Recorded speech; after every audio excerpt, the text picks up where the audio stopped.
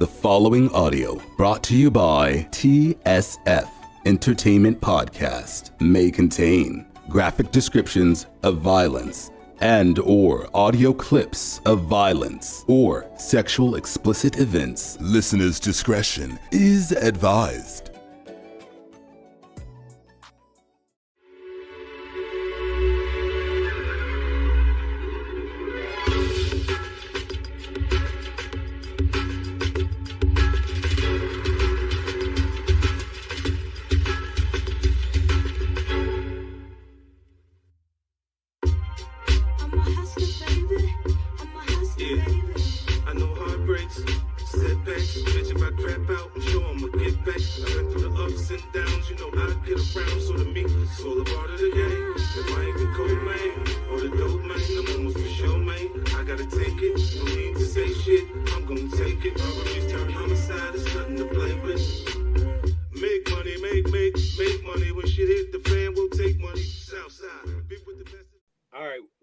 TSF Entertainment Podcast fans, it's your boy, the JUGGERNAUTOFSOLES, and I'm back with the family. And y'all know what time it is, man. We gonna get into it. Y'all introduce yourselves. Let's get it. Yo, what's up? This your boy RETROCG. It's REALLYBTV. What's up? Ain't that much. Sorry about that, y'all. We're a little late getting the episode out, but you know how it is. You know, extended weekend. You know, people have private plans. Work and stuff, so you know we're a little late getting the episode out, but we finna bust this thing out. So tonight we talking about Power Book 3, Raising Kanan, episode 7. Stay in your lane. So CP, I'll start off with you tonight because I know you feeling some type of way about this episode. So what first thoughts? I wasn't really crazy about the episode. I'm sick of Kanan. I'm just sick of him. I'm just sick of him. And then at the beginning, there was just some timeline. Problems for me at the beginning. So it wasn't. I mean, it was a necessary evil. Some of the stuff had to happen, but. All right, Marvin. First thoughts.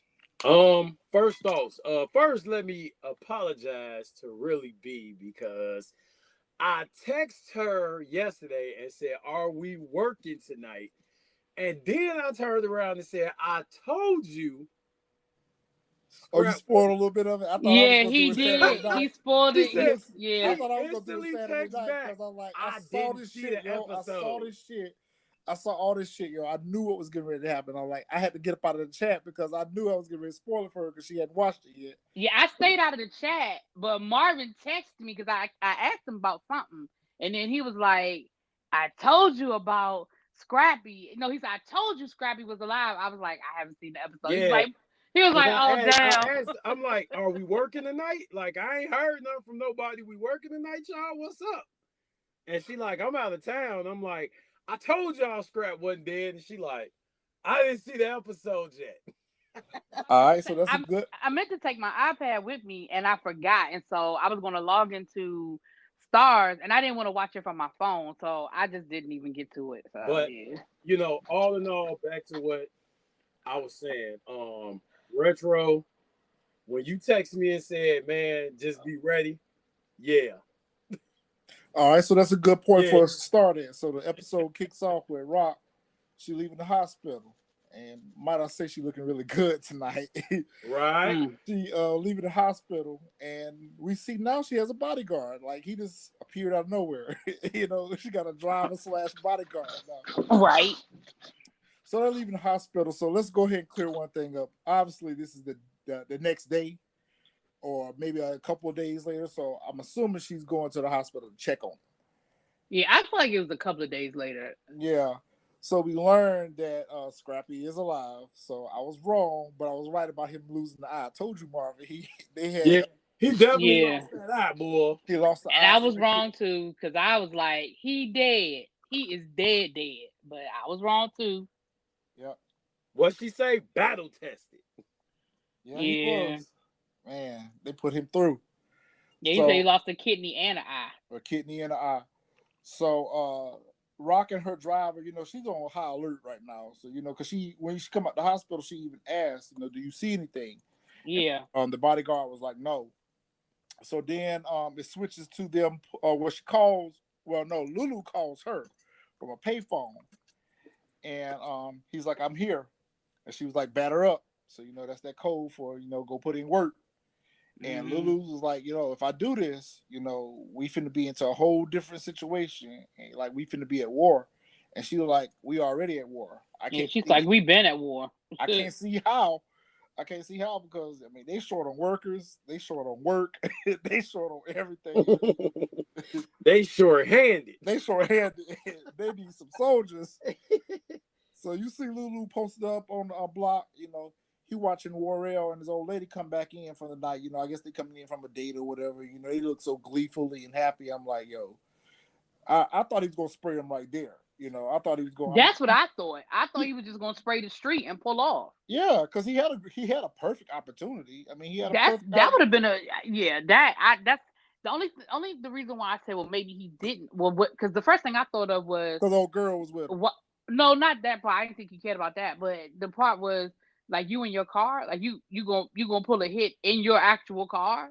That was the only thing that made me think, okay, he gonna wait and go inside, because why would you use your car? Like, you don't have like a beat around, kick around, car with no tags on it that you can use for something like this. So in case somebody does see you, right. But like, dude, you're in a brand new Saab. Like, come and on. chromed out, sitting on chrome. Right. Like, so that's the only reason why I was like, well, maybe that's why he went. I don't know.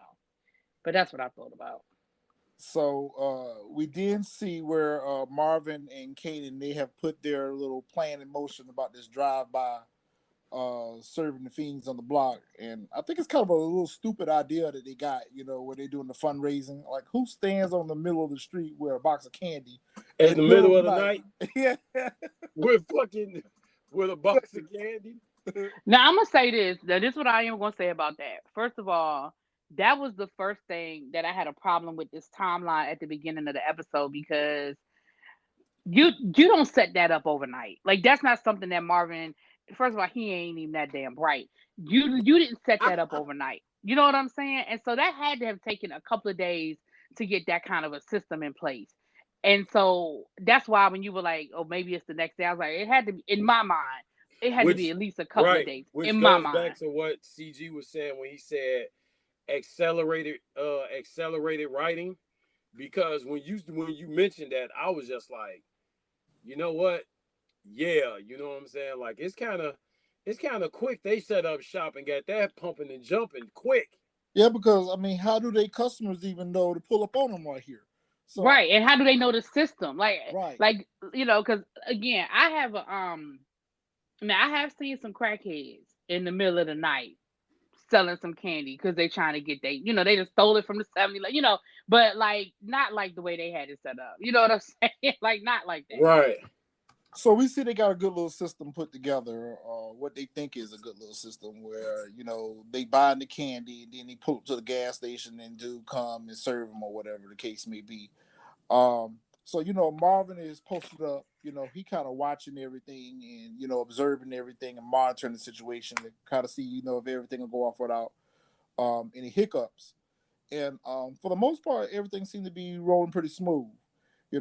Buddy came by, he dropped the bag in the car, give him the money and everything. So, it seemed like they got a pretty clean system, but, they are posted up in the front of the gas station. So, this ain't gonna last long, before these folks. Yeah.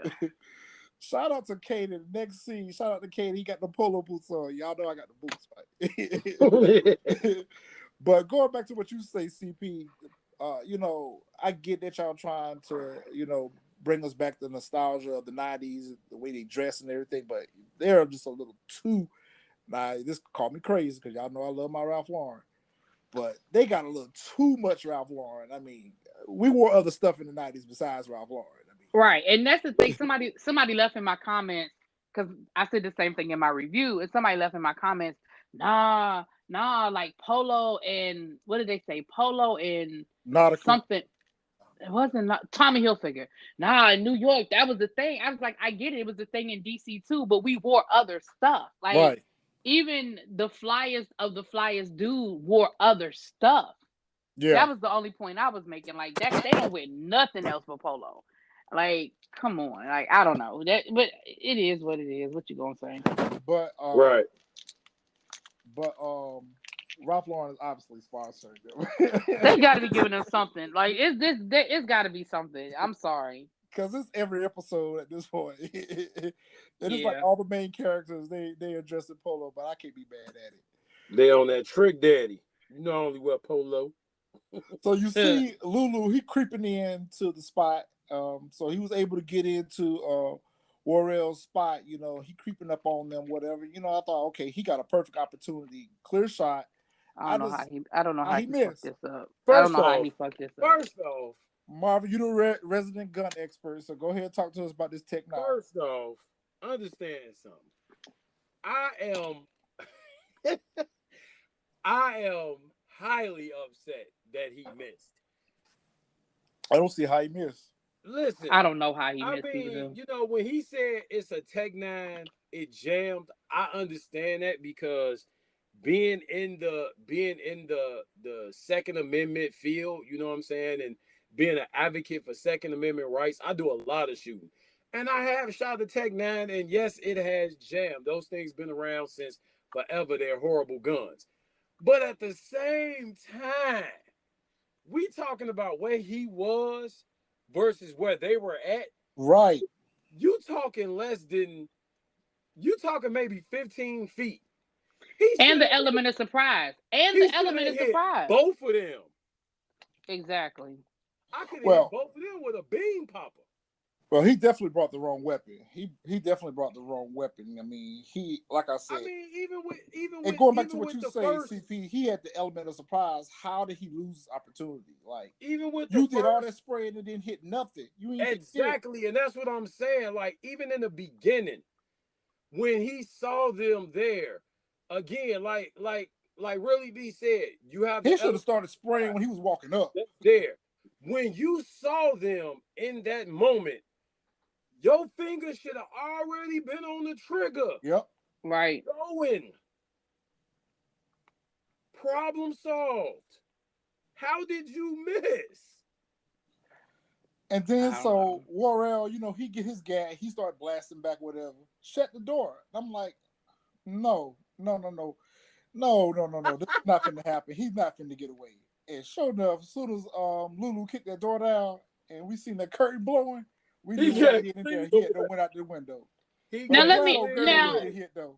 how did Lulu miss him? Like you don't automatically go to your car and ride around the neighborhood. He is literally butt ass naked running down the street with a robe, with a gun in his hand, and the robe open. No slippers, no nothing. Right, like he is literally running down, and it wasn't even like he was trying to hide. He is running down the middle of the damn street, butt ass naked with a robe on. Like it was. I could even see if he was on the sidewalk hiding behind cars. No. Literally the middle of the street. I was like, now, if there was a way to fuck something up, Lulu has done it. Now, in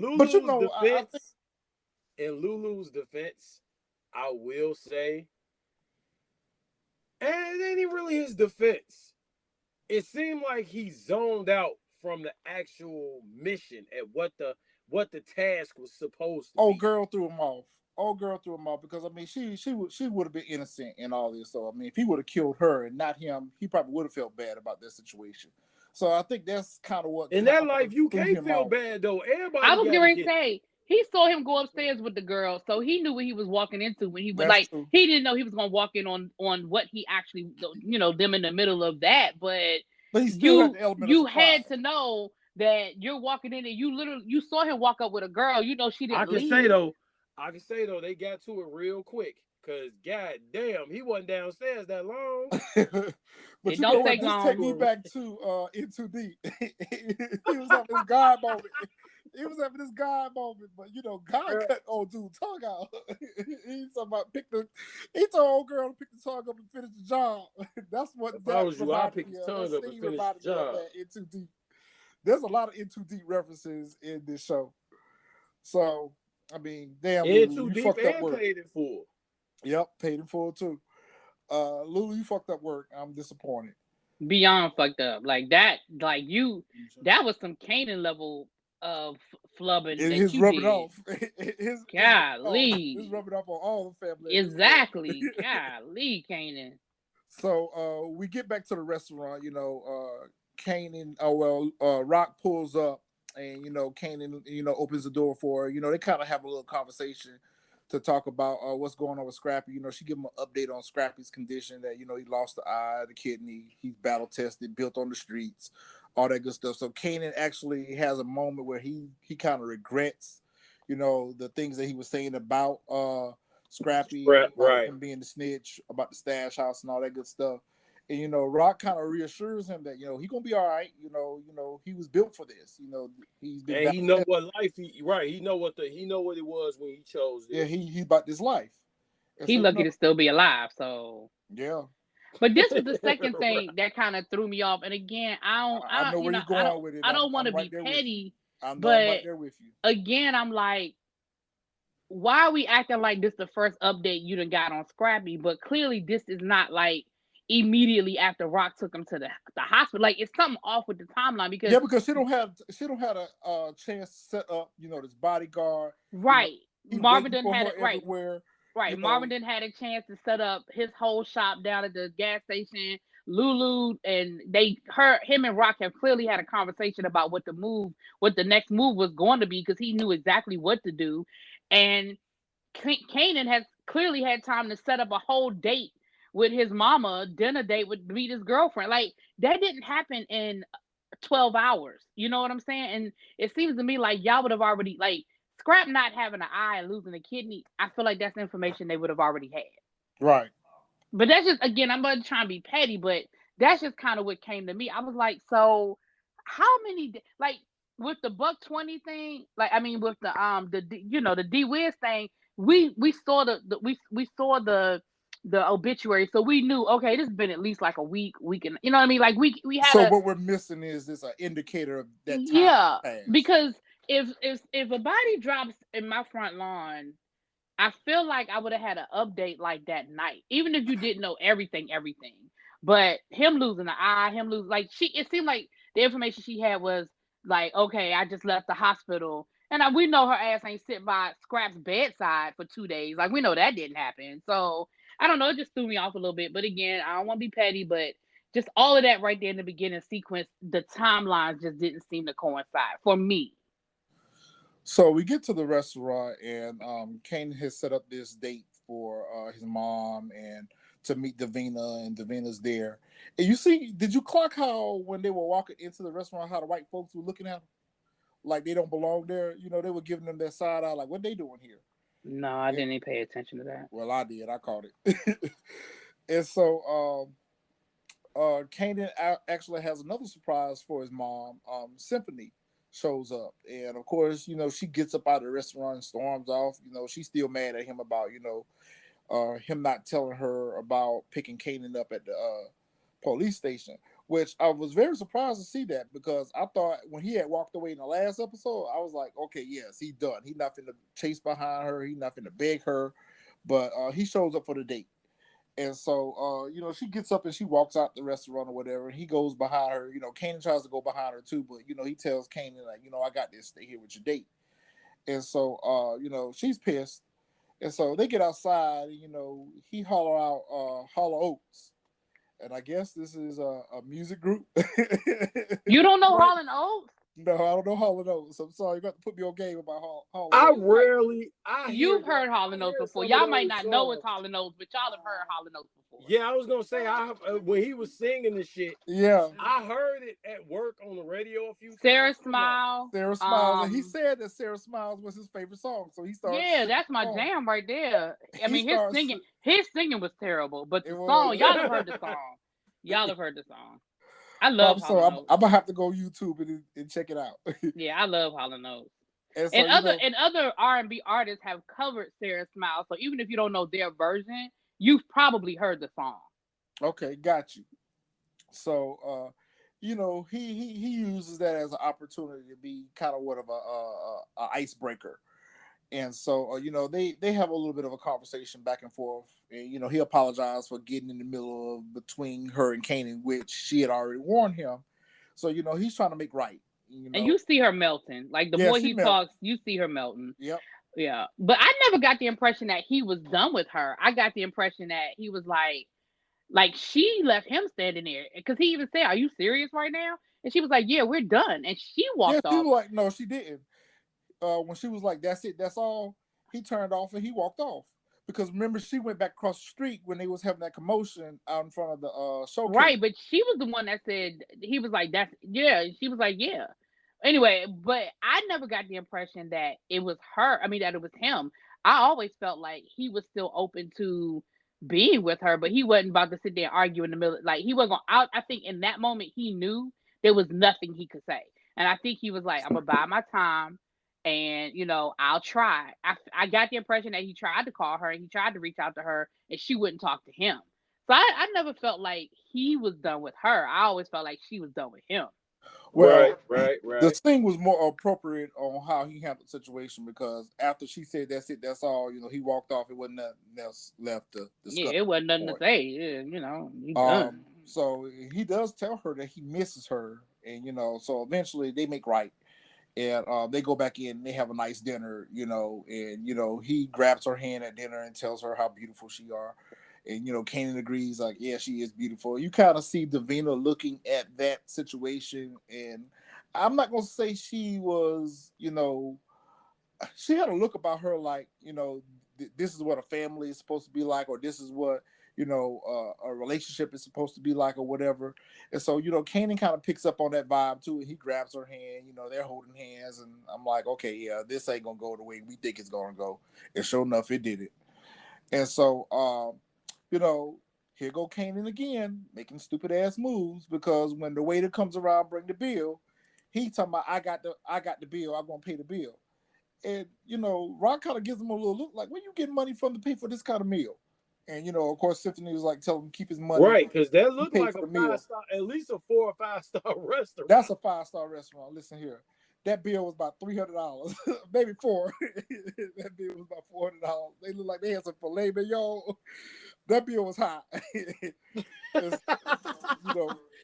Rock pulled herself together because she was like, how Rock is. Rock don't, she don't sit on nothing. When she pick up on the vibe, she ready to move on it right there. So I felt like if everybody else wasn't there, she would have asked them, where you get this money from?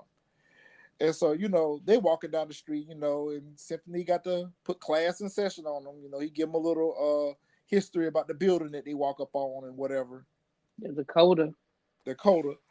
And so, here you go educating niggas again. Class in session. That's what he said. Yep. Class in session. And so, Davina looks like she's having a nice time.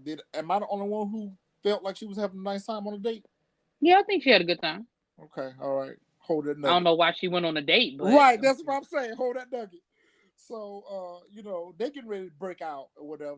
Rock signal for her driver to come on pick them up or whatever.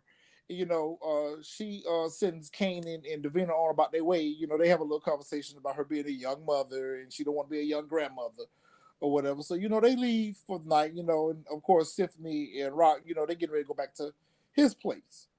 So, I'm thinking to myself, okay, well, this relationship is, building, because, last week he clapped them cheeks.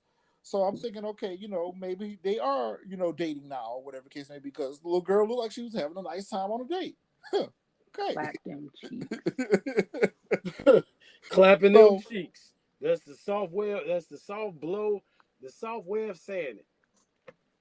So she go up to the driver. She tell the driver that the block is hot. So basically, she telling him to be, on alert. Because you got kids in the car or whatever the case may be. Keep your head on a swivel. Right.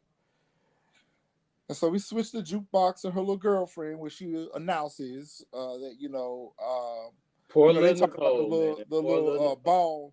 I guess it's her school dance or something that they're going, that she's invited. It's like a debutante ball. That's what I was thinking it was too. Okay, so we're on the same page with that. Is that the same thing as what they call that shit? Turnabout? You said a debutante? Yeah, debutante. Yeah. So it's like you being like, because isn't that the same thing they were talking about like the beginning of the when we first met Nicole, and she was telling her about the ball or whatever. I felt she had like been it was talking. that. Yeah, that's what I was getting ready to say. She had been talking about this little dance. I don't think it was actually a debutante, but like a debutante, like part of like their society, like their high society type, like a rite of passage. Yeah. Okay, gotcha. Because I've never heard of really like a debutante. I've heard of I was a debutante. Huh? I was a debutante. Yeah, I didn't know. I don't know nothing about all that. I'm sorry.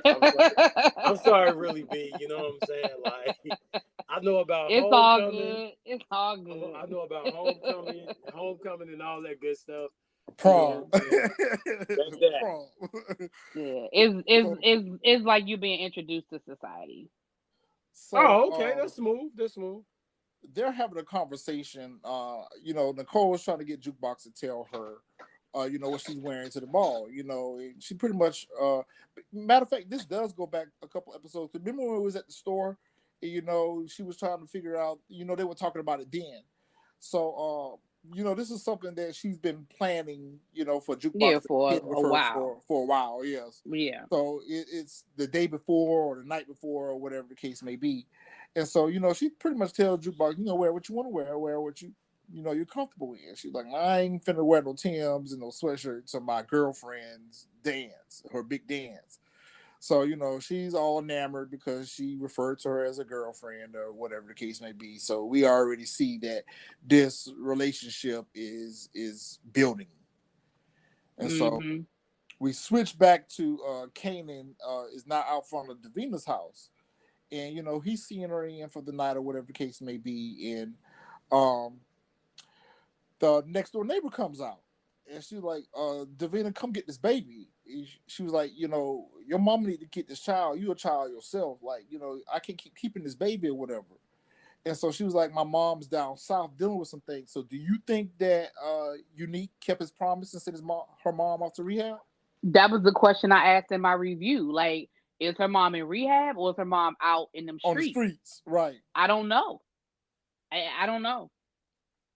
When she said that her mom is down south dealing with some family things, that right there to me was confirmation that she's probably in the rehab, but we'll see. But either way, I mean, the neighbor's right. This girl's home by herself and taking care of a baby. And so she uses this opportunity to ask him about Famous's song, which we already said last week. I said it last week that Famous fucked up those lyrics. Yeah, he changed that shit all. 4 quarters and 2 dimes. What did he say? Started talking about too much in the fucking song. Ain't that what he said? Yeah. Fuck 4 quarters and 2 dimes. And then he started talking about D-Wiz. And then he was talking about the stash house. I mean, he was just putting too much business out in the street for someone who's not about that life and not supposed to know about it. Well, once again, that's Kanan's fault. Yeah, it is. The stash house is Kanan's fault. Now, the $120 situation he was there for, but the stash house is Kanan's fault. Right. All of it is ultimately his fault. But see, this is the part I'm trying to understand. She and her feelings about this. You just went out on a date with this dude. That's what I'm saying. If you felt like this and you was that upset, why are you like? That's the conversation you had before y'all go to dinner, right? Because she riding that motherfucking high. That's why she like, man, shit. Let me get in where I fit in. I'm babysitting. I'm basically not babysitting. I'm practically raising my little sister because my mama a crackhead. Yep. When I want to go do something, I have to basically send her over to the neighbor's house in order to go live my personal life where the neighbor be a teenager. And really the neighbor is not feeling it because the neighbor is just kind of like, hey, yo, you a child your damn self. How is this? You know what I'm saying? How is this working? I thought that was very stupid. I mean, it was a conversation that needed to be had, but I'm like CP here. If this was on your mind, pressing you this much, you didn't seem to be bothered about it at dinner. You didn't seem to be bothered about it on the dates, but you wait till, I guess because Kanan thought he was getting ready to come in and get some more. She didn't fucking care. I'm gonna be honest. She didn't seem like she cared. She seemed like it was more so not curiosity, just letting him know, like, hey, yo, I still don't think you being honest with me. That's what that is. Yeah, but I think she cared though. I do think she cared. I definitely think she cared. Yeah. I mean, at the end of the day, that was her boyfriend, and I do think like, I mean, yeah, she's getting it in with Kanan or whatever, but I do think it would be a problem for her if she got confirmation, because I think she suspects, but the confirmation, and she keeps giving him opportunities to be honest with her, and he's continuing to lie on top of a lie on top of another lie and then another lie. Well, shit, he gonna keep lying anyway, because I mean, hell, what did he tell her? Yeah, but the thing about it is, though, the more she pressed him about it, the more she asked questions about it, the more she putting herself in danger. She already in danger right now. She just don't know it, but she's in grave danger. Especially with the fact of him knowing, like, Rock made the confirmation, like, Scrap is better. That's my point right there. You know what I'm saying? That like, puts her in imminent danger right there because if it now wasn't Scrap. Right, now you know, like, okay, well, Scrap and he's going to think back on what Jukebox said to him about her, you know, coming up to a stash house. So she's in intimate danger. And the more and more she keep pressing buttons, the more and more, I mean, right now he just dumb as fuck and he ain't put two and two together, but is Juliana going to put the twist on that next week? Watch what I say. Because Juliana going to put Rock on game about what she heard in that store. That scene was too important for to us for that to be ride. They ain't going to let that ride. That's going to come back. So that's just numbering her days. I feel like her days are numbered at this point. So we switched to Marvin and Rock and Lulu. I feel like they at Baisley. They're at the apartments. They are. I feel like they are too, because she was like, the worker said y'all behind. I feel like that's where they sit. Right. Yeah. I didn't think she was talking about the streets. I thought she was talking about the apartment too. So we on the same thing with that. Yeah. And so, you know, it was in the projects. They were meeting up to kind of discuss, you know, Lulu missing his mark. And, you know, which surprised me that he didn't make a second attempt to finish the job. Like, that's what I'm not, it's not making sense to me. I don't get that part. Like, how do you not go back and finish the job? You missed dude. Dude got away. Right, the job was not finished. Like y'all said earlier, the man ran down the street in a damn road with a gun. How hard is it to not identify that? He should have spun the block right then. That's what I'm saying. He should have been riding around the block looking for this dude. Now, once again, I say, if he had swung around the block and didn't find him and dude was hiding, then he would have let himself be known. Because again, they would have known, oh, that's Lulu, that's his car. Yep. But then you turned around and told him it was you anyway. So the fuck? Yeah, so he pretty much confirmed what we was already thinking, that, you know, the Tech 9 jam, and, you know, Rock was like, you used the wrong weapon, you should have used a different gun. But at that same point, I feel like she should have sent Marvin in at that point. Yeah, you know? I absolutely feel like Marvin should have been there on that. Yeah, she should have sent Marvin in. When Lulu couldn't get the job done, she should have sent Marvin in, because I feel like even if Marvin would have even if she would have gave him the job initially, I feel like Marvin would have got that work done. Like, he might have put old girl and Morel in the wall, but he would have got the job done. And again, I understand that she feels like there's certain things that she just can't trust Marvin with, but that's what Marvin does. Like, I don't know. That's what he good at. Yep. And he keeps telling her that, like, yo, you got me sitting on the bench. She told him to make sure. Let me get in the game. You see, she told him to make sure that motherfucker he put in the wall was what? A meal. Was a meal. But he still didn't do that right though either. He didn't do that right. But I kind of understand why he did it. But I'm gonna give Marvin the benefit of the doubt that he put him there temporarily to come back and get him. I don't feel like he's gonna leave him there. So we switched to Jukebox. She had some kind of little high-end department store. Lord and Taylor, honey. They were at Lord and Taylor. Like I said, some kind of high-end department store. I just told you where they were. Tried on dresses that she does. Look, she looked so uncomfortable in those dresses. But the first one she tried on, she looked dicey. She should have worn that one. But, you know, and then you got the little lady looking in on her, talking like, everything okay in there? What do you think the girl gonna do? Steal the clothes? I mean, that's exactly what she thought the girl was gonna do. That's exactly what she thought she was gonna do. So Jukebox comes out, and you know, she's standing there, and she spots I guess it's a men's store. She was the men's department. The men's department, and we see her,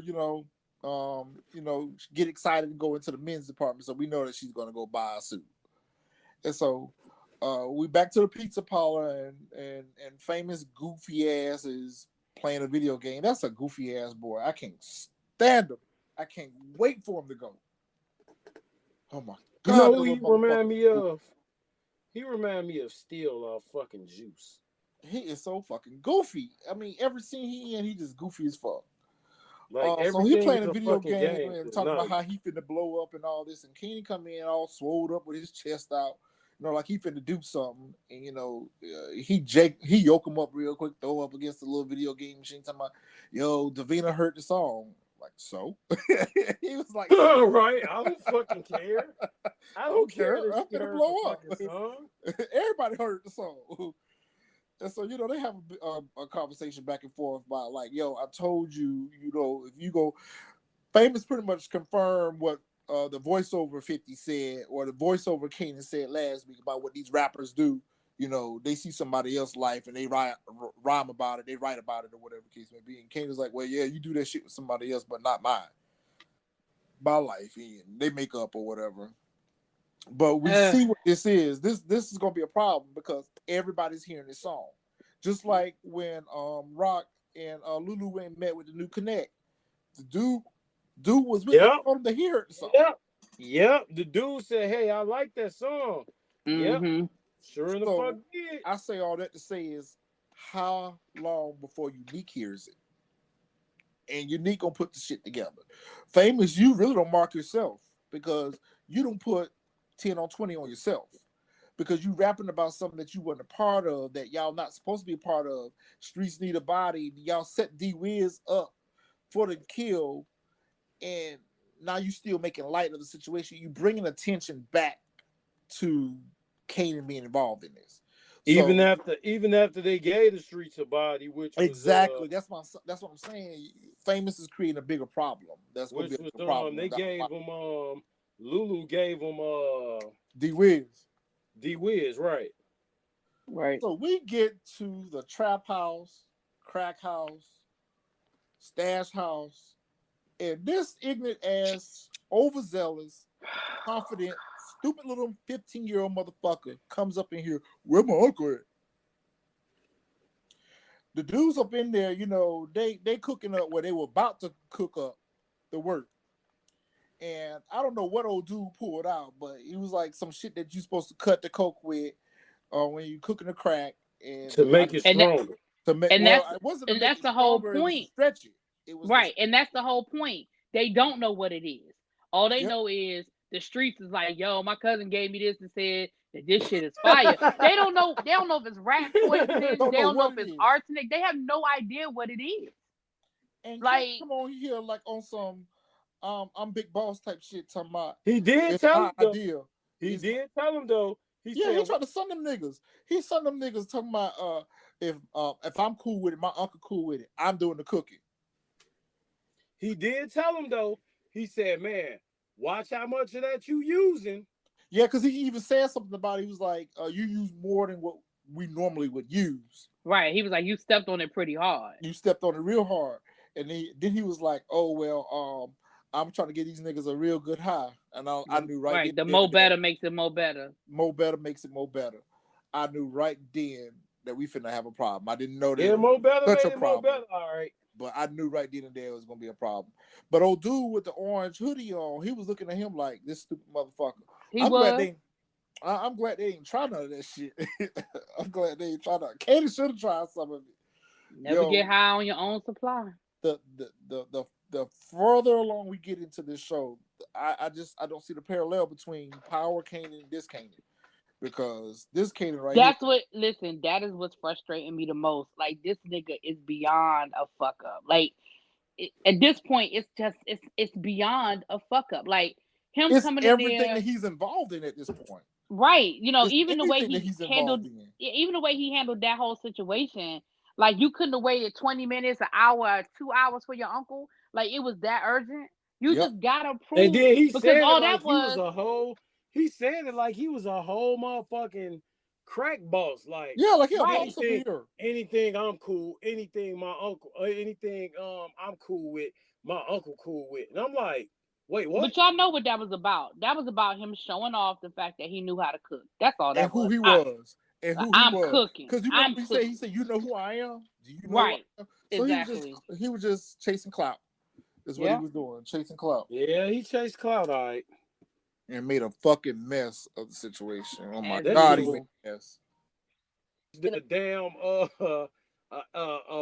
scene out of fucking American Gangster. So we then switch to the next scene, and we see Rock pulling up to the bodega, and she meets with Julia, and finally, this lady don't look battered and bruised. It was so nice to see her not battered and bruised. So then she asks where Gabrielle is at, and so she was like, "Oh, he off with his puta." Right, he off with his bitch. Yeah, with his bitch. And she was like, I'll be happy if he don't come home. And Rock was like, well, at least you get a break. And she's like, I'll be happy if he never came back. And so they have a conversation. That's that talk. And that talk. Yep. This is the moment I've been waiting for right here. This is what I've been telling y'all.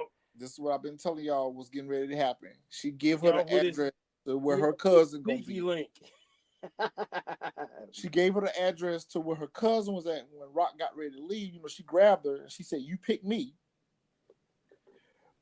because you knew who my cousin was." And then she was like, "But I also picked you because of you. Like I had been saying, you are the woman. You know how these men treat us, how they see us, how they hate us." Right there, she said everything that needed to be said. Right there, like I need your help. And Rock was like, "Yo, you doing a favor for me? Let me know when I can do one for you." Mm-hmm. Yeah. And so, you know, she and that was his death warrant. That was her husband's death warrant right there. Yep. That was it. So he up out of here. Delivered. Yep. He's up out of here. He ain't gonna make it much longer. And she looked like, yes, finally, I'm finna be free. Shit, he might be out here next episode. That's what I was thinking too. He might be if up he out get of here the next strong week. arming about money again. Yeah, he might be on up out of here next week. So we back to the crack house, and they cutting up the work or whatever, and they viling it up. One of the dudes made the suggestion that, you know, they'll take a couple of vials out as testers and give out to the fiends before they take it to Van Wyck. Van Wyck is the street that they're serving on, a little candy shop. Yeah. The little candy shop is on Van Wyck. That's where they were serving the white folks at, on Van Wyck. Mm-hmm. And so that's when old buddy tell Kanan, "You sure stepped on this real hard," or whatever. And he was like, "Oh, more better, make it more better." And then you see him walking down the street, make money, take money, make money. Like he's rhyming the lyrics to the song. I was like, the theme song. And so you see Jukebox at his house, you know, trying to get in. And he gives Jukebox the key because she was like, she need to go in and have a place to change because, you know, she can't go home and put that suit on and Marvin not have 50 million questions about it. Lord. But I feel like he should already have questions about how she dressed anyway, because, I mean, she dressed like a little boy anyway. She dressed like a boy, right. Right. She wear boxes. So like, but I'm sure if she came out with a whole suit, that would have a lot more questions. And Marvin probably, listen, I doubt Marvin. She washes her own clothes. Marvin probably don't even pay attention. Like, I just feel like shit like that just be going over his head. Like, I just feel like he just don't even know that. You know, we don't pay attention to shit anyway. He ain't pay attention to shit until Lulu told him, like, man, you know, that bullshit showcase your daughter is in. Right. And her name was on the damn flyers. It's not like. And he had even said that they was fighting out in front of Rock House, that he had heard Famous and Juke on the phone talking about it. So right. I don't know. I guess it is within one ear, not the other ear with Marvin. Because it didn't affect him. He didn't care. Man, why that nigga? Here's my question though. Marvin? Before Kanan handed that vial off to Jukebox, what do you think he was getting ready to go do with it? I think he was just keeping it as a souvenir. Like, that's my shit. I hope so. Right. That's one he cut up. That's one he cooked up without his mom. Yeah, that was his first. Yeah, I think he was just keeping it as a souvenir. Like, that was his shit. Like, that was his first. Which it probably would have turned out right if his ass wouldn't have stuck that shit in it. No, it would have turned out right if they would have waited on Marvin. Because Marvin would probably been like, "No, I don't put that shit in there." You know. Well, he would have known how much. Or he would have known to only put a certain amount. Like, Yeah. Like what Marvin say, the hardest thing in the world to do is kill a crackhead. Yeah. That's not funny. I feel like that cracked me up. That's funny, man. I feel like Marvin would probably be a little bit more experienced with stretching the work because he's talked about it in too many other episodes about yeah, exactly. So I think he would have known what to do with it. Yes, so I feel like if Marvin would have been there, actually things probably wouldn't have turned out the way they did. So we see Detective Howard pulling up on the block. He creeping up the block and he call out Kanan's name through the squad car. So he hands the crack vial off to Jukebox, which I thought that was a good idea. You know, he just passing it off. You know, so because he didn't know what was getting right. He didn't know what was getting right happen. So if he searched me, you know, they won't catch me with it. Jukebox, you know, she skirted on down the street, and so right then and there, I was like, oh God, what's finna happen now? And so Detective Howard, CP, this is where you get upset at. So I'm gonna try to be patient with you because I know you finna have a fit. I ain't about to have a fit. I mean, it's only but so many times you're gonna show me that again. Like, it's clear that he wants.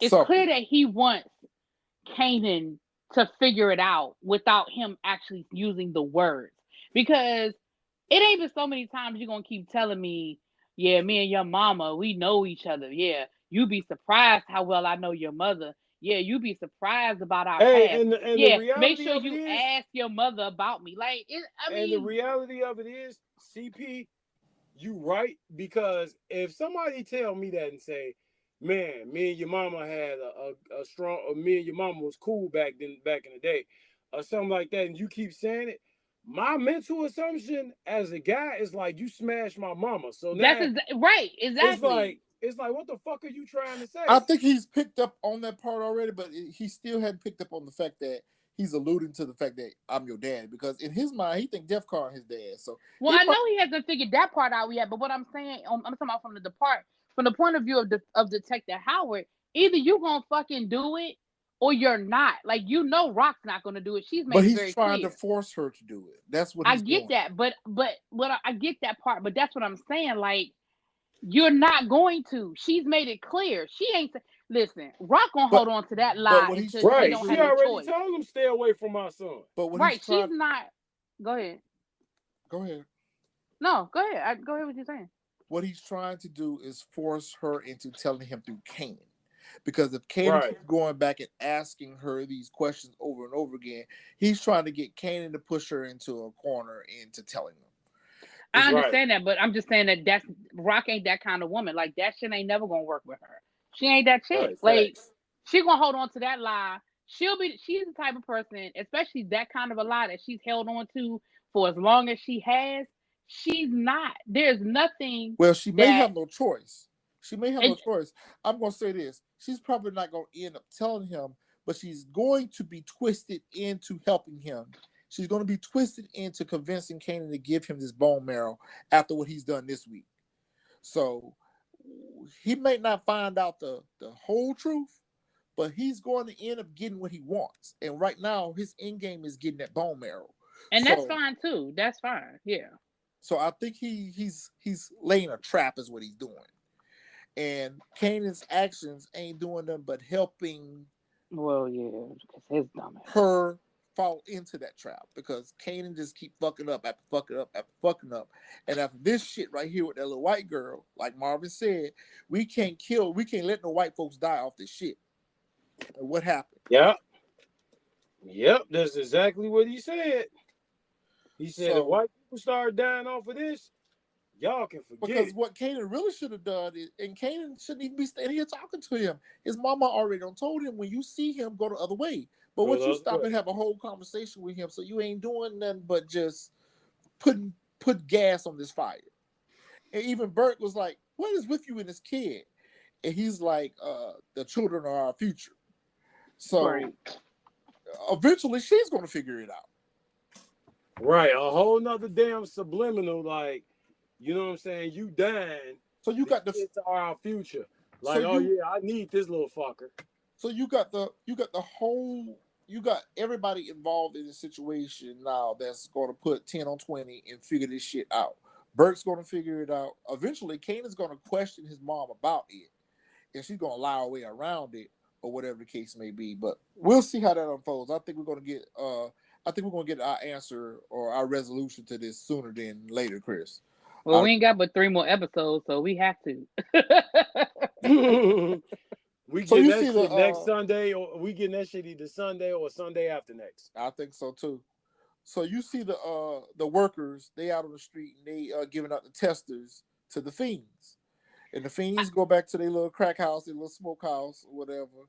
And they start getting high. And Polo crackhead. I know, Polo crackhead. One puff, one hit, them niggas are out. They up out of here.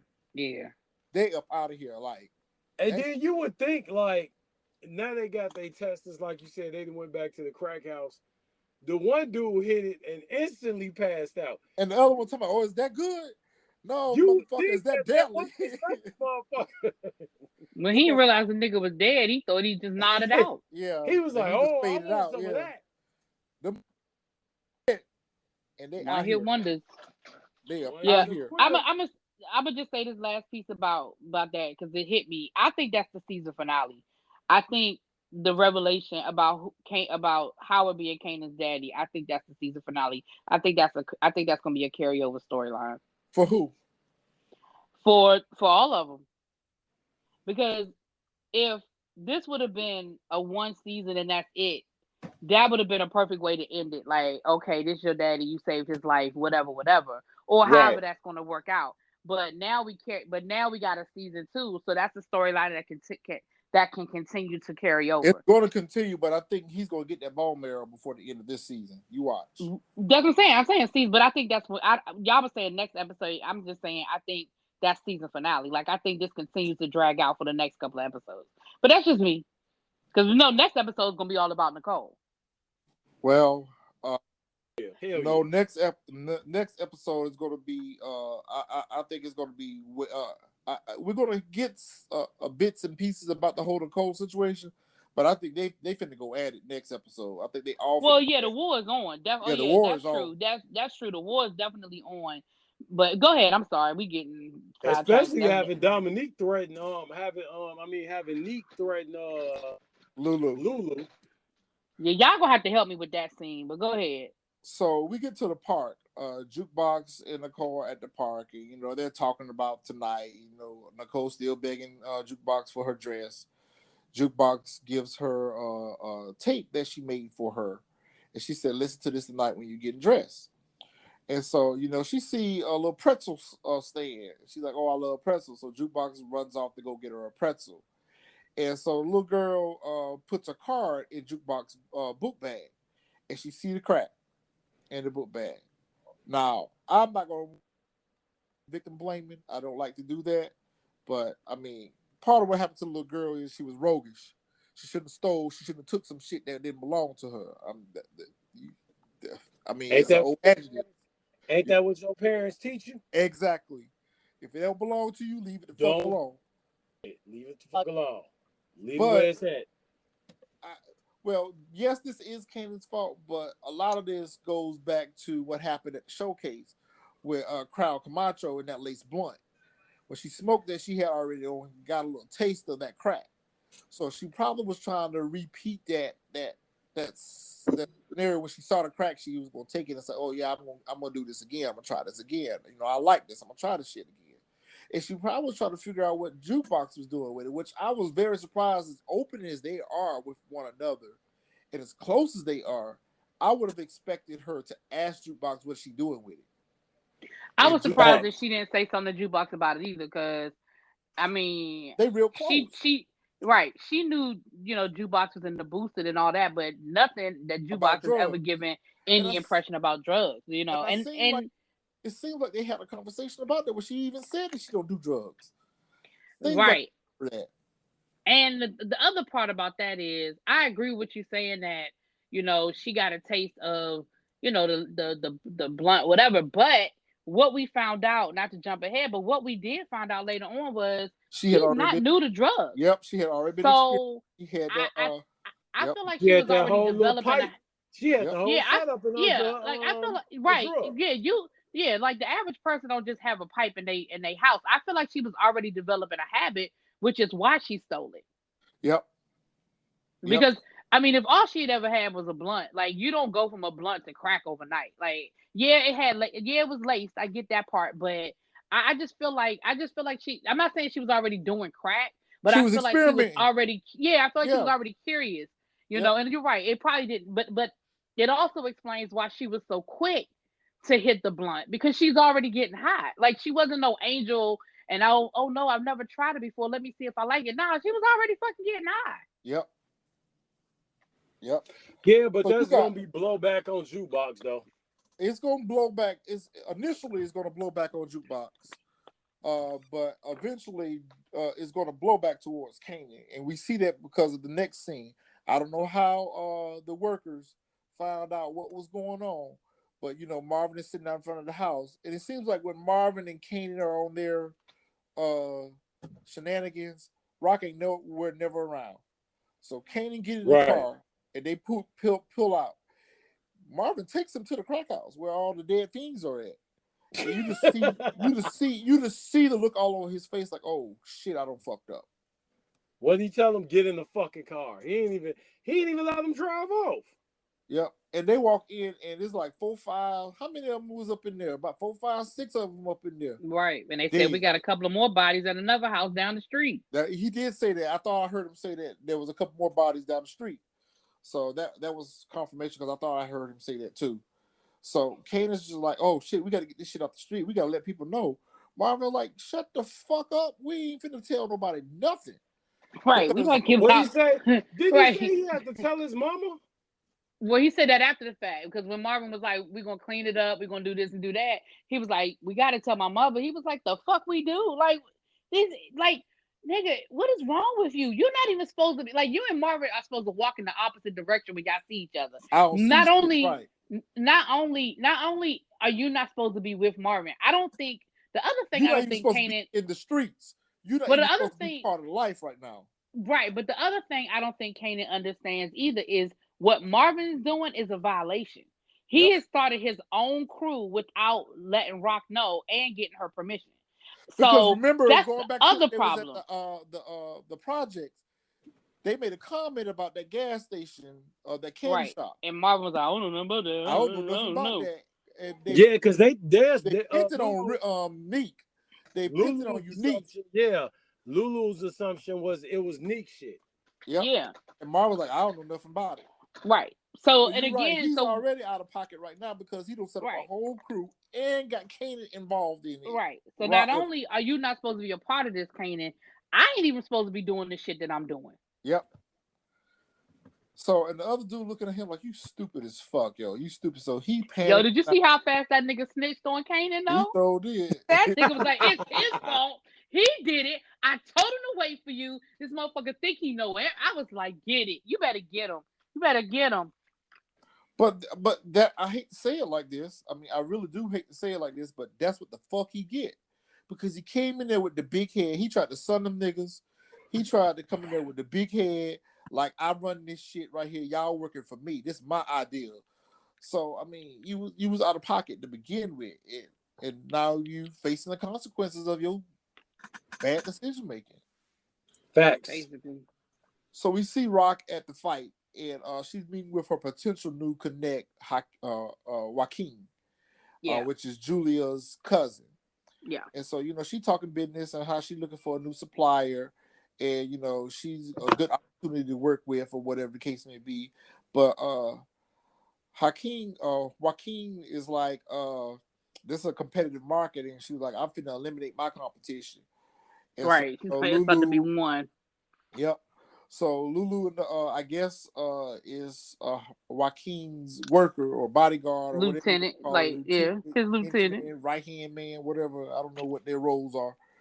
You know, they sit back there talking about the showcase or whatever. You know, Lulu is kind of soaking that up. You know, that affirmation that, you know, that's my shit out there, because, you know, he rubbed his chest and whatever. So, you know, right. Like, you saw but did you see Raquel roll her eyes though? Yeah, because, you know, she was kind of ear hustling, but at the same time while she was having a conversation with old boy. And, you know, they were talking about the cousin too. About, you know, my cousin got good intuition except for her husband. Right, when it come to men. So he was like, you know what? I enjoyed the conversation, but I'll be in touch. And that wasn't what she was looking for because she was ready to start talking numbers. She was ready to get work right now. Right then and now. And she needs that work because they already told her she's running low, and they keep stretching on what they got. It ain't enough. She finna be out. They finna be ass naked, bone dry, out of work. So she's kind of freaking out at this point. Like, I need this work. So the little girl's at the house. She got her Snow White, Cinderella looking dress on, and the mama come in. And why do the mama look like she on some shit? Because she probably is. Because she probably is. That mama looked like she was on some shit. She looked different from the other episodes she was in. That mama looked like, and that mama is. She just seemed too antsy in this fucking episode. Well, what she's trying to do is she is trying to do what. Well, first of all, she's trying to convince her daughter that she's not a lesbian. She know that the girl's a lesbian. She know it for herself, but she hasn't come to reality that this little girl is a lesbian. So she's trying to talk her into having sex. She's dropping subliminals. She was like, "Oh, I hope he don't try anything with you tonight. Oh, well, if he does, you better use protection. I don't want to be a grandmother." She's dropping little subtle hints that it's okay for her to have sex with this little boy tonight. Right. And she's telling her, like, "Mom, I'm not interested. I can't get pregnant off lesbian sex." And she was like, "You're not a lesbian. She took advantage of you." And the girl is sitting here telling you to your face, "I'm gay." She a lesbian. Right. And she still ain't feeling it. And so this would make me feel like because of what happened to her, they're going to go after Jukebox. Yep. So the daddy come in, he just clueless as fuck. He don't know what the fuck going on. So that daddy seemed like he just walk in the house, had him a drink and be like, "Leave me the fuck alone." I know that's I feel like that's exactly what it is. Because when the minute she was like, "Mom gave me permission to have sex tonight," his nigga was like, "What the fuck? What? What's going on in here?" So she put them on the fuck up out of her room so she could finish getting dressed, and she locked the door. And we switch back to Symphony and Raquel. They have their second session. We missed the first session they had. In the first session that they would have, they were getting it in or whatever. She was trying to take control of the situation. He told her, "Listen, you don't always have to be in control. Sit back and let me take care of you or whatever." And so he goes down on her or whatever. So in this scene, this is a very important scene right here. I can't forget this one. Because in this scene, I think Symphony is content with just straight fucking. And they having a good time and, they doing their thing. But, this situation went a little left. Because then she started complimenting him on how he would make a good father. And she apologized to how she behaved to him, about the whole Kanan situation. So I feel like she's really started to become a woman with him. Because before she was a little aggressive and, trying to take control of the situation, paying for the meals and stuff like that. So he's kind of seen her let her guards down. He's working her down. And he's working her down in all the right ways. He's smooth talking. He's dicking her down. He's supportive to her. So he's breaking her walls all the way down. And she holds off and asks him, "Do you want a baby?" And he looked like, "What?" Baby? Huh? Baby? I thought she was getting ready to say she was pregnant. The way she was talking, like the way that conversation too. was going. Yeah. I was like, "Rock, you then got something to tell us?" She said, "Well, what if you had the baby with me?" That's what I was thinking she was getting ready to say. "I'm late." Right. That's what I thought. Yeah. That's what I was waiting for her to say. But what do you take from this? Because his reaction was, I can understand why he's kind of thrown off guard on it. Because I would want to, and she even speaks to, for the first time, we actually hear her say that, "I'm not going to be in this life forever." Right. She was like, I'm trying to set stuff up so I can pass this off to Lulu and collect checks. But I'm not going to be in this life forever. But I still wouldn't want to raise no baby with you. Right. Your house gets shot up every episode. I don't want my child nowhere near you. Right. Her house gets sprayed every week. Damn, somehow bodies just being dropped in your front yard in the middle of the night. Everybody in the hood know where you live. I don't know about that, but I think his apprehension comes from the fact that you remember in that episode where he picked Kanan up at the police station, and Kanan made the comment about how mothers are. And he was like, I've never had a mother, so I don't know. He's an orphan or a foster kid. Right. So I think he's not necessarily, people who came from broken homes sometimes don't want kids because of what they grew up in, or feel like because of what they grew up in, they wouldn't make good parents.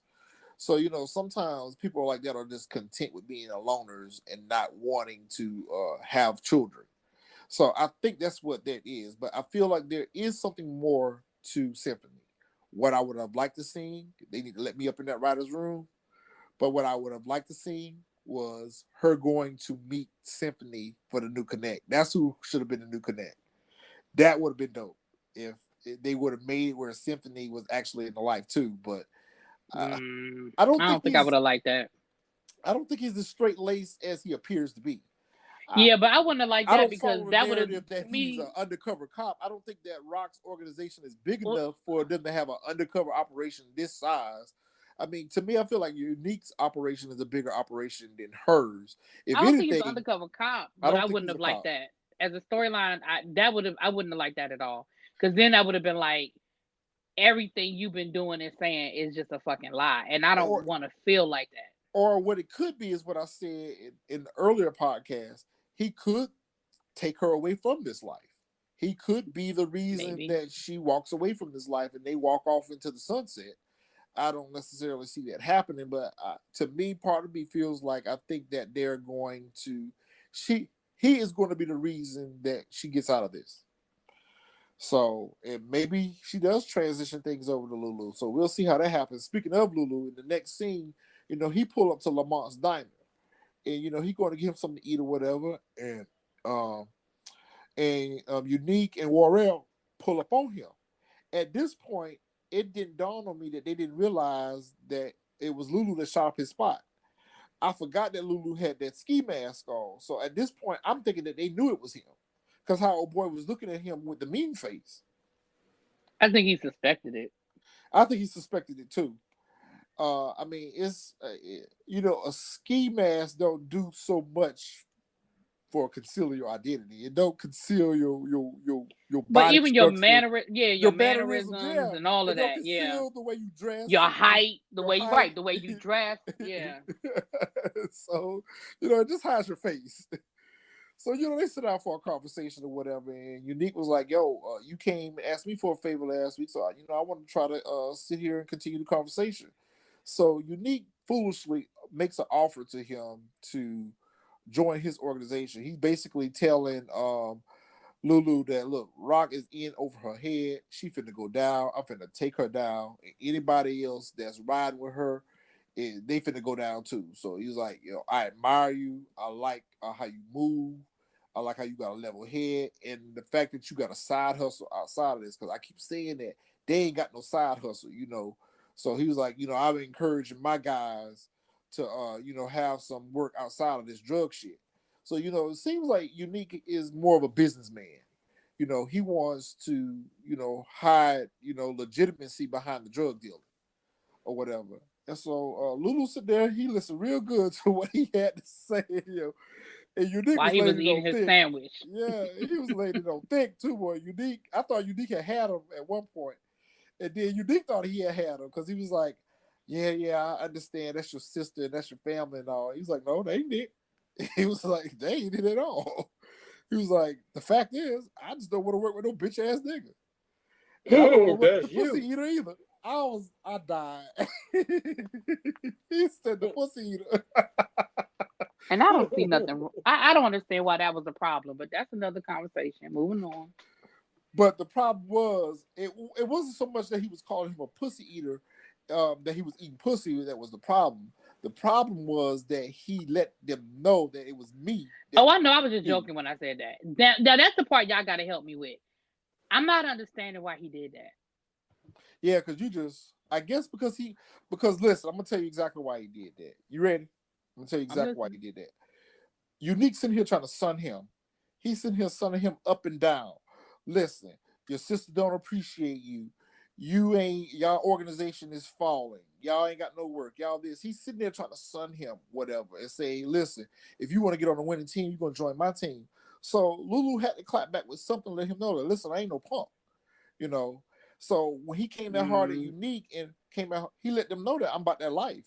So you know, he pretty much put himself in danger by letting them know that. Listen, I ain't no. That's what I'm saying. He put a big ass target on his head. Like I don't know. He was like, "Listen, you ain't finna sit here and sun me." I mean, he got heart, and he let them know I'm not scared of y'all. Yeah, but I think that was stupid. But okay. that definitely threw Unique. Unique wasn't expecting that type of response from him. So you know what's finna happen. Well, he was gonna get that kind of response anyway. Look what the fuck they did to Scrappy. They wouldn't have rolled exactly. And then you tried to kill me at the you came and shot at my showcase. Well, tried to shoot up my showcase. You know, you put one of my workers in the hospital. Make you think I'm going to turn on my own sister to come work for you? So this ain't. Yeah, and that's the other part that I was confused about. Do y'all think that was a sincere offer, or do y'all think he was just trying to see? No, I think it was. Or do y'all think that they was just trying to see if there was a weak link there? Because I can't believe that there's anything. If y'all didn't believe that Scrappy flip, what the hell make y'all think that y'all gonna get Lulu to flip? After y'all just tried to kill him the last episode. Yeah, like what made you think? Like I didn't even that whole scene. Neither one of them in that scene made sense to me. But I was like, I guess it's just over my head on this one. It was absolutely a legitimate offer because at the end of the day, I think they do see Lulu for his worth. I think they all see Lulu and recognize Lulu is the level head in the organization. He's got the business acumen to want to do more than sell drugs. So, you know, I do think it was a legitimate offer. It was a stupid offer, but I feel like it was legitimate. Okay. I mean, Marvo, what you think? I don't know, man. I think it can go both ways. You know, I think it was kind of bullshit. I don't think he came up in there to play with him like that. I really think that he was trying to see just how bad things are over there in Rock's organization. I think, yeah, I can say that. I think it was more so because she losing work, she got no work, she ain't got no connect right now. They stepping and stretching on everything that they got. So I really think he was just trying to test the water and to then see again with Dominique, how bad is it over there? Because Neek knowing these niggas ain't getting no money right now. So how bad is it over there? Right, he's paying Dean more money to get the work from him. Right. I think he was doing more fishing than anything. I still think I think it was a combination of both. I think it was a legitimate offer, but at the same time, I think he was doing some recon. He was trying to get over there and see how bad it is over there with them. And if Lulu is willing to jump ship, it is bad. You know, she really is going down because if, you know, her own brother finna turn on her, then I don't want this. So he's really trying to see just how bad shape they are over there. And so Jukebox is at Kanan's house. She don't got dressed. She don't put the suit on. She having her little Michael Jackson moment and Rock walks in on her and she's just scared to death that, you know, her aunt just saw her dressed like a little boy in a little suit. And she pretty much gave her confirmation. She's like, look, I ain't Marvin. She was like, I want you to be happy, be you. So, you know, you saw because she already knew. She was just waiting for Jukebox to tell her. Yep. She already knew. So we get back to the little girl house. The little girl is listening to the song actually they played the song before when they was in her room one time before making out. The song came on the radio and she turned it up. She said, "Oh, I love this song." So this is why Jukebox recorded the song for her. Okay. Mm-hmm. And so the mom is still beasting at her to come downstairs and take pictures with the little boy that she don't lined up to go on this date with, and she don't want to go. She already told him, I'm not going to even let him open the door for me. She's just miserable at this point. So this pressure that her parents is putting on her to go out with this little boy. What was it that she picked up at the dresser before she picked up the crack pipe? That was in a little plastic bag. An empty bag of weed. It was weed in the bag. She was out of weed. That's what I was thinking too. But that's what I'm saying. So we know that she's a regular weed smoker. She had a whole pipe and everything. Yep. So she remembers that she had the crack rock in her jacket. She picks it up. She goes to get her pipe and she gets her lighter. And I'm like, yeah, she does this a little too regularly because that's what I was thinking at first. Like, how's she gonna smoke this shit? But then when she pulled out the pipe, I was like, oh, okay, well. Yeah, she do this a little too regular, and I was like, don't do it. Right, she come equipped. She was equipped. I was like, don't do it. Please don't do it. Still, you can smoke crack in it. I was like, don't do it. Please don't do it. And at one point, I thought she was going to put it down. I was like, nah, I'm not going to do it. She did it. I was hoping, and I know that this is crazy because it is power, but I was like, maybe she won't hit it as hard as the As crackhead the rest of did. them I did. thought her And mama she was just gonna gonna go in break the into the role. hospital. Yeah, maybe she just gonna end up in the hospital real sick and not necessarily die. But I mean, ultimately I knew that she was gonna die. Well, she made it further than the Fiends did because she got up. She was able to get up and make a step or two. Right, and that's why I thought, well, maybe she not gonna be dead. You know what I mean? Yep. But nope, that ain't it. And she died listening to the song. And it was Yeah. like, I wouldn't necessarily say a Romeo and Juliet moment, but it was a very sad moment because she died. And Jukebox is waiting for her. That's the sad part. Yep. Jukebox outside waiting for her. That was the sad part. That's what made it just because she thought she was stood up. Mm-hmm. And so the mom is clearly outside the door the whole time. She hear her hit the ground. She's banging on the door trying to figure out. Man, that was just so fucking sad, yo. They ain't had to do that little girl like that. So do you think that the parents are going to? I guess so. When they find out she was listening to that song or whatever. I mean, what do you think is going to happen next? They gonna blame Jukebox. The first thing I thought about was, I hope they don't check the fingerprints on that vial. Well, shit, that ain't gonna matter now anyway because hell, the little girl had it. Yeah, but her hands was. But I mean, that don't mean that there weren't other fingerprints on the vial. It doesn't, but I mean, at this point in time, actually, I kind of agree with you a little bit on that. I kind of agree with you a little bit on that because somehow, some way, they're going to find out. It's going to get traced back to Kanan next week. I don't know how, unless old boy still stay snitching. But somehow, some way, they're going to round up all this shit next week, and it's going to trace back to Kanan. And so, and then we get to the next scene. In the next scene, you have Rock and Kanan there at the house. You know, he's sitting there watching Arsenio Hall. I used to watch Arsenio Hall too. Me too. And so, you know, she started questioning him because she used, like I said, Rock don't miss nothing. You don't never miss nothing. She don't never miss an opportunity. Nah, she don't miss nothing. She don't never miss an opportunity to check his ass. She remembered that shit back at the dinner table. She was like, yo, where you got this money from that you get ready to pay for dinner with? He was like, oh, I've been saving up my allowance. And she was like, and Jukebox been selling some of my clothes. She was like, what clothes? Like, your mom bought all your clothes for you. She do all your laundry, so she know what you got, what you don't. Like, you could have came with a better lie than that. And so I like how he twisted that shit back on her ass, though. He twisted that shit real back on her. He said, yo, you know that cop ran up on me today, asked me questions, and she got mad, swole up in the face again. Like, you see him, you go the other way. You hear me? So he was like, something ain't right about this. But he still don't have the courage to ask his mom, what is it about this? Right. Because at the end of the day, he know his mother well enough to know when she lying, and she know him well enough to know when he lying. She knew he was lying about that money, and he knew she was lying about the detective. Yep, exactly. I agree. So here go Jukebox. She's standing out on the street.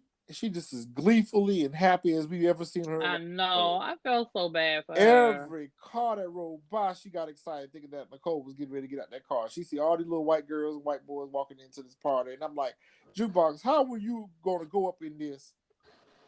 That's when they came up with this grand plan, I was like, they going to get caught. Like, I didn't expect what happened to happen. What I expected was for them to try to sneak her in there and for Jukebox to get embarrassed, and it would be a That's scene. what I thought was going to happen. Like, that's what I thought was going to happen. And I was feeling bad for Jukebox. Like, this ain't going to turn out well. Because I was thinking the same thing. Like, you are going to stick out like a so even before the suit, even if she wore a party dress, you were going to stick out like a sore thumb. Like, I just wonder how they thought they was going to get up at, but I thought I heard them say that they were going to sneak off. They weren't going to go to the dance. They were going to sneak off. So I didn't understand what the point was. Well, where the fuck was she going in that big ass wedding gown? Like, it was like, it just wasn't a good plan. It just wasn't a good plan. But we're talking about 15-year-olds, y'all.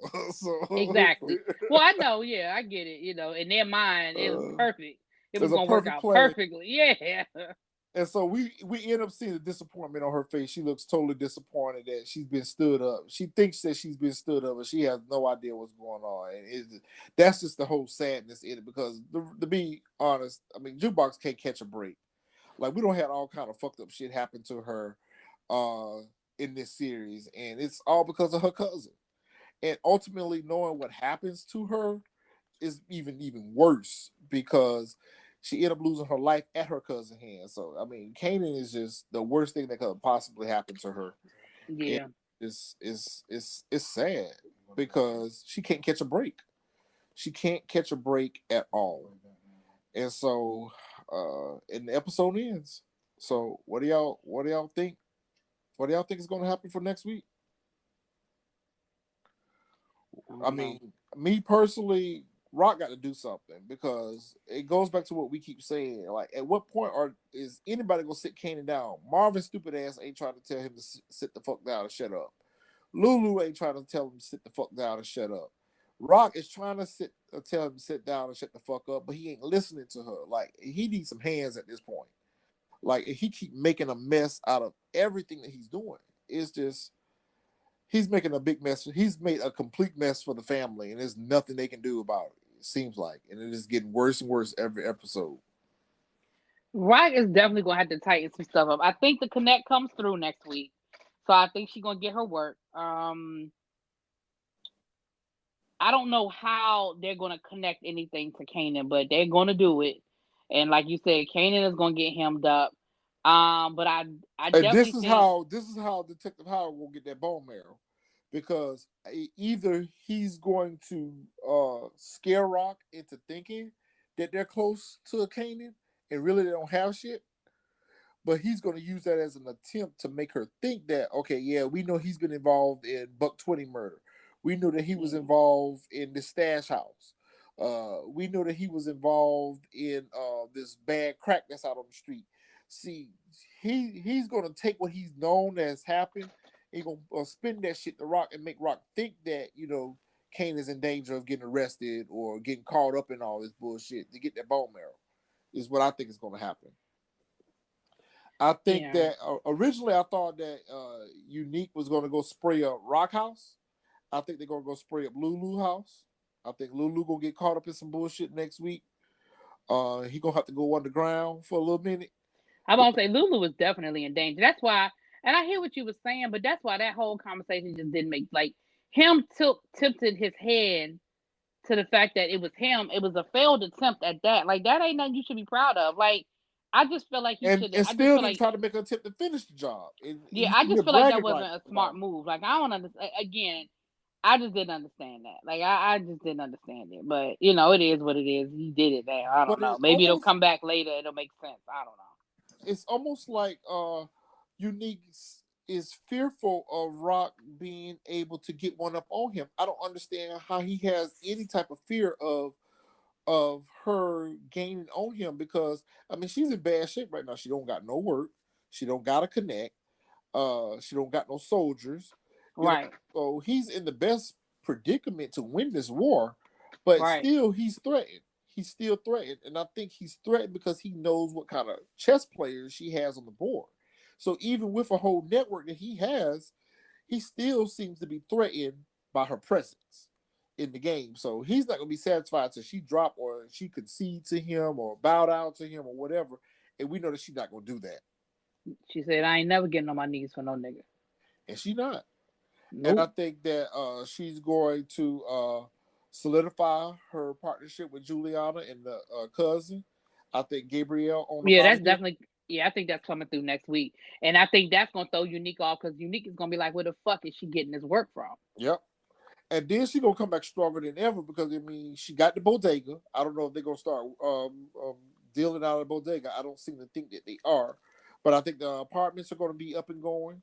I think she's going to gain momentum when she get that work back. She's going to really come back hard. Because I think not only is she going to get work from the cousin, but like you said, off the strength of she whatever more protection, more workers, whatever her and Juliana put into place, I think she's going to, like you said, I think she's going to get some soldiers and some stuff like that too. Yeah. Yeah, I think Joaquin and his crew or his workers may even help her eliminate Unique. Maybe.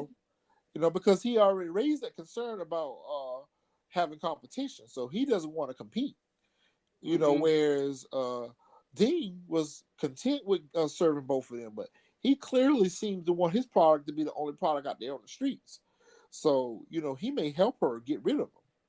So it's gonna be interesting to see how that was. But London Brown's interview said that episode 8, 108, is going to be action packed. It's going to be a real. Yeah, all of them been action packed. Yeah, to me, I like this series. I like this series the best, and I want to see it go longer than 2 seasons. At least give me 4, and I'll be happy. Give me 4, I'll be happy. Because, I mean, it's so much stuff. Unless we get Ghost and Tommy and Angela and Tasha next season, I still would like to see a season of them brought into the story. And I want to see Kanan mature into the Kanan that we met in Power. But it's going to be kind of much like the whole Tariq situation in Power. It's going to be depending on how long the show lasts and how they're going to age the actor, or if they have to replace the actor, because at some point he's going to have to be aged to be a little bit older. I mean, he's 15 right now. So, we're going to have to see him at 20. But he's going to, I don't know how old this little actor, the actor is that's playing him. I think he's close to age. Now Jukebox in real life is like 22. Oh, is she really? The person that plays Jukebox, she's like 22 in real life. But I think he's like 17 or 18, like that. He's close. So he's getting closer. He's closer to his real age. Yeah. Okay. Yeah, good. Well, I guess we'll see what happens next week. Next week. Yeah, we got 3 more weeks. We got 3 more weeks and we done. Yeah, buddy. So we're going to see how it plays out next week. All right. So I guess we'll go ahead and wrap up this week. So as usual, you know where to find us at. We out here. We love to hear your thoughts and suggestions about the show. If you want to be on our show, hit us up. We love. Oh, I got somebody for the show. I gotta call you and tell you about it. Okay, you got somebody for next week? Yeah. I can't guarantee, but yeah, they definitely said they was down to do the show. So yeah. All right, cool. So we lost Marvin. So I guess y'all know where to find me at. You know where I'm at. I'm out here. You can find me on Instagram at RETROCG. Oh, you can find me on YouTube at REALLYBTV, or on Instagram and Twitter at REALLYB_ on YouTube, or REALLYBTV_ on YouTube. We had a no call, no show tonight, so JACKOFJORDANS will be back with us next week, hopefully. And they did a cigar hour, a hip hop edition, where they reviewed the new Nas album. So y'all go out here and check that episode out. Me and CP, we're gonna do our murder mysteries Friday night. So I think Crystal's gonna pick a good case for us on Friday. So we'll be back Friday to do our little murder mystery. So we're gonna do one of those. We lost Juggernaut, but you can find him on Instagram at Juggernaut_of_souls, and then on YouTube you can find him Juggernaut of Souls. So he dropped a new review today. He did drop a new review. The Yeezys. Listen at you, CP. And then, of course, you can always hit us up on our email. You can email us at info@tsfentertainment.com. And we'll see y'all later on this week. All right. We out here. All right. Peace. So if you haven't heard about Anchor, it's the easiest way to make a podcast. Let me explain. It's free. There's creation tools that allow you to record and edit your podcast right from your phone or computer. Anchor will distribute your podcast for you so you can be heard on Spotify, Apple Podcasts, and many more. You can make money from your podcast with no minimum listenership. It's everything you need to make a podcast in one place. Download the free Anchor app and go to Anchor FM to get started. You are now listening to TSF Entertainment Podcast.